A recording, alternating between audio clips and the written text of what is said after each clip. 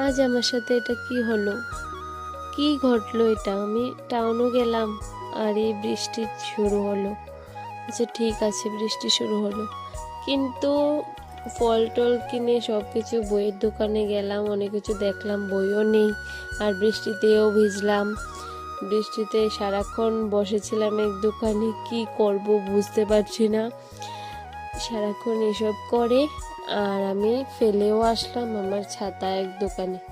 এটা কি হলো? Hello everyone, welcome to my new blog. আজকে ভেবেছিলাম ব্লগ করব, কিন্তু এটা ব্লগ হবে না, কারণ আমি বাড়িতে যতটুকু পেরেছি স্নান করে পুজো দিলাম, ভাত খেলাম, এটাই তোমাদের সাথে শেয়ার করেছি যাওয়ার সময়ের টাইমটা। তারপর থেকে তো আর একটা ভিডিও করতে পারিনি, কারণ ছিল বৃষ্টি, বৃষ্টি আর বৃষ্টি। আমি ছিলাম এক দোকানে বসে, না কোনোখানে যেতে পেরেছি, না কিছু